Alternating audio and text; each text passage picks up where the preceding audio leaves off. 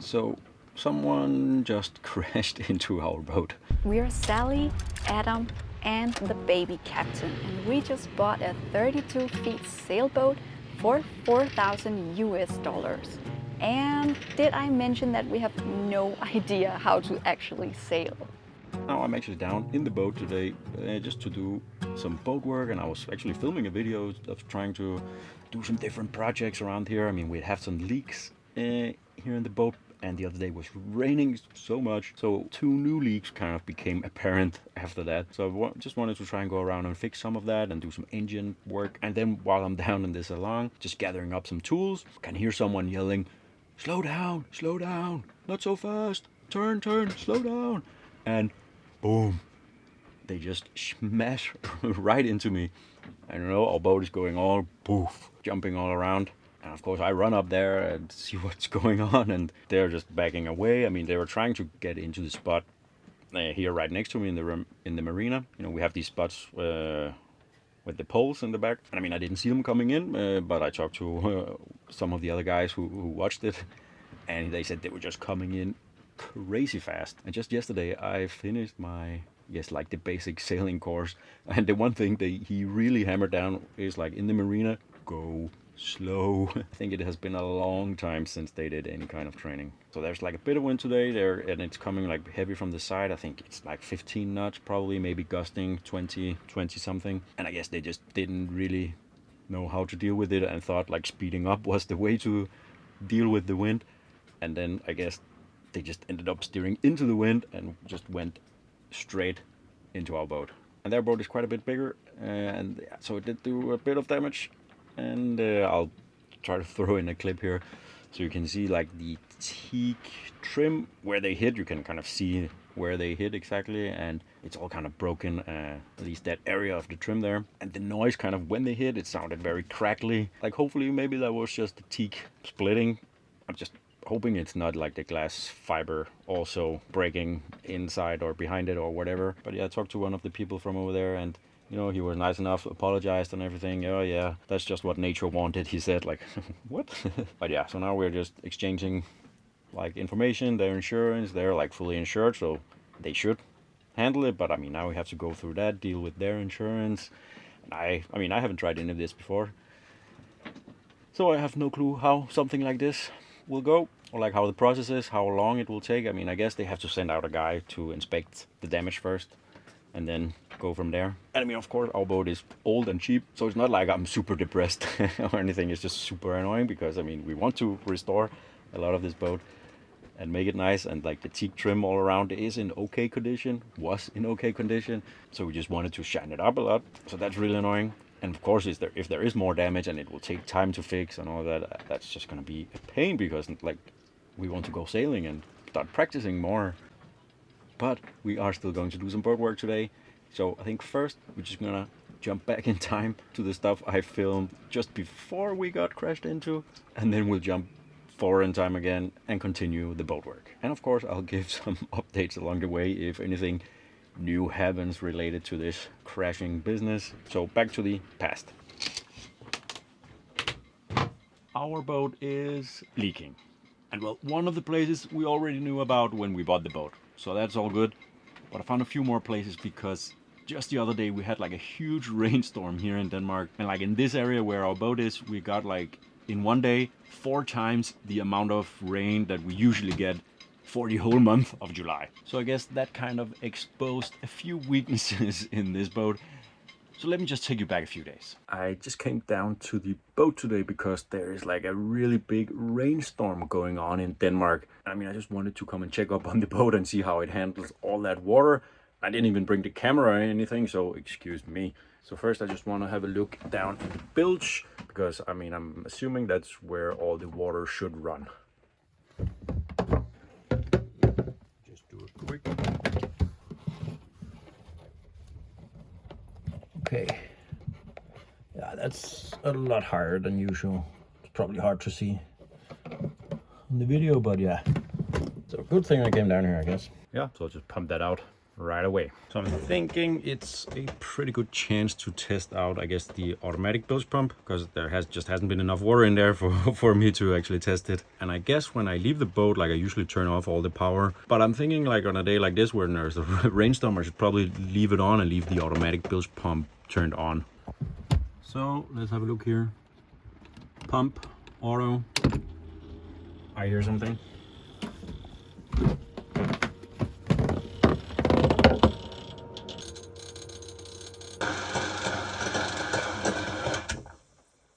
There we go. The automatic bilge pump works. So that's great news. Now, as I mentioned in a previous video, the pump can't empty the bilge all the way, which is a little bit annoying, but at least it works. Yeah, so I'll for sure just leave that pump on. As the reason why I turn off the batteries and everything when I leave is because I'm not connected to shore power while I'm here, because I mean, usually with the solar I can, well, cover all my needs when I'm on the boat, so I don't need the shore power really. But I guess we'll see now how long it'll last with the pump on. And I mean, I figured a day like this would be the ultimate stress test of the boat to find any potential leaks. And I found one. So we are in the V-berth. And I'm sure you can already see it.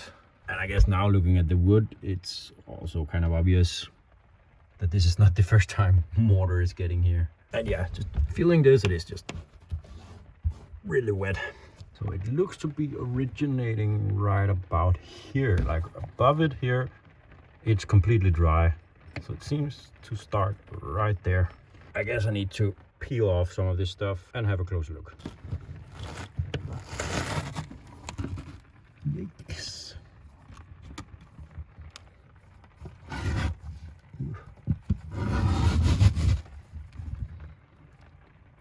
Ooh, yeah, and that smells. But yeah, again, up here, it's dry, but then it's wet.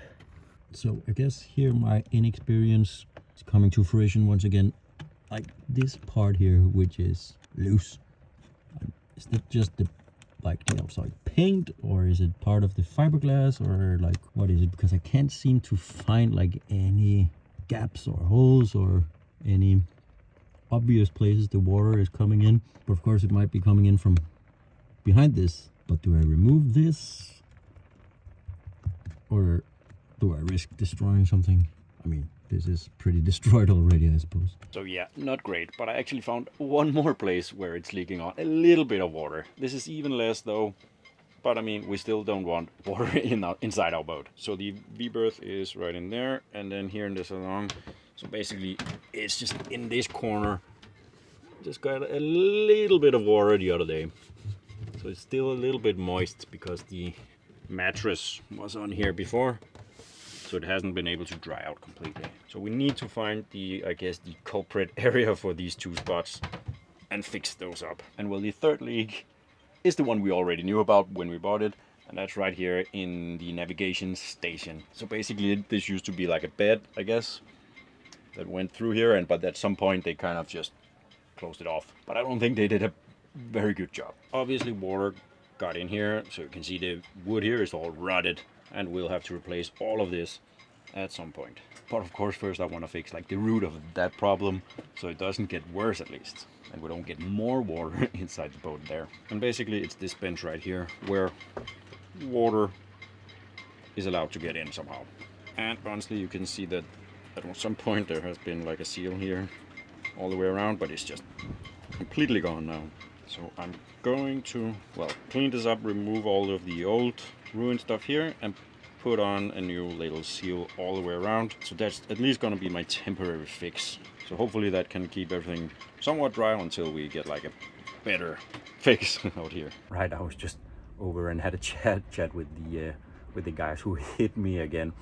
They were like a group of, I mean, they were in their older age. You know, they were nice enough. They apologized, but I then talked to the helms woman, and she just said, oh yeah, but there was nothing I could have done, and the reverse just wouldn't take us back. And I mean, I know I have like, what, I mean, a week worth of sailing experience at this point, but I mean, she was just going way too fast. So I guess I just learned something from them, that you should be able to, I guess, recognize when you make a mistake so you can do better next time, because according to them, they didn't really do anything wrong. They were just unlucky with the weather. But hey, there you go. Right, it is the next day and I'm back on the boat again, ready to continue from yesterday. So we're gonna attach this rubber seal thing to the bench out there to hopefully do a temporary stop of the leaking into that bench with the batteries. And it is crazy windy today, so apologies if you can't hear that. Mama's cooking in the kitchen,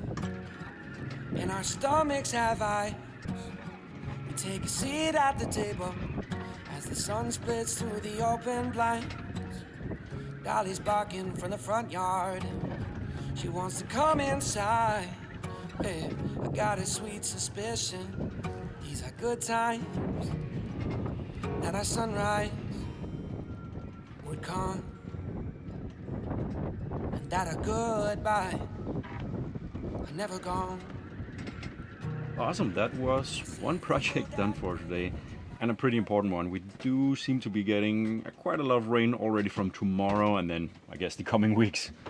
Again, that's Danish summer for you. The bench seems to be closing pretty tight towards the seal that I put down, but I feel like when I kind of, well, add some force to it, it can close a little bit tighter. So I'm thinking perhaps I can add like some kind of small latches or something underneath the lip, so that way I could probably close it really tight so no water can get in.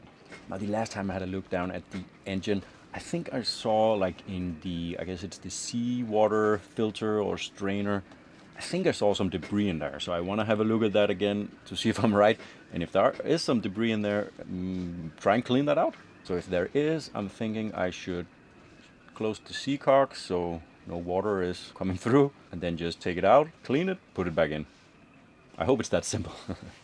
Okay, we found the filter here, and well, I'm not sure that you can see anything down here, but I can see some kind of debris down there, so we're definitely gonna try and take it out.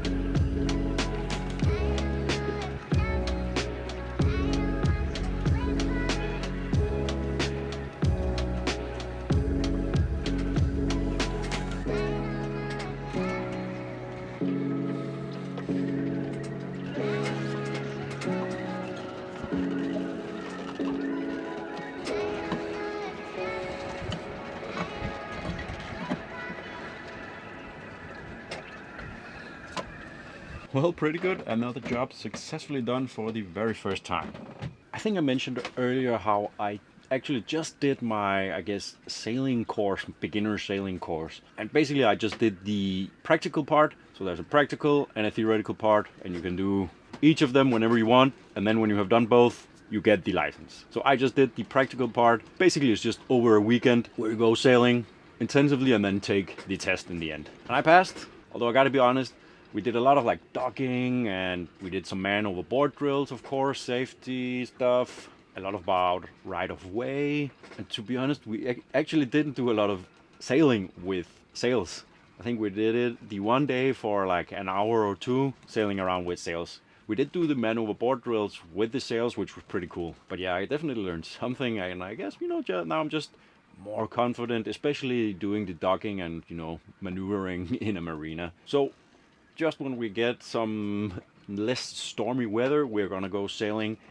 And when we have a few days in a row with nicer weather, we're gonna go on a bit of a longer trip, at least for a few days, so we can sail a bit further away and see some cool new places. And of course, we're gonna take you with us. So thanks for watching, and subscribe to not miss out on those next videos. And of course, I'm gonna keep you updated about what's gonna happen with this whole crashing debacle.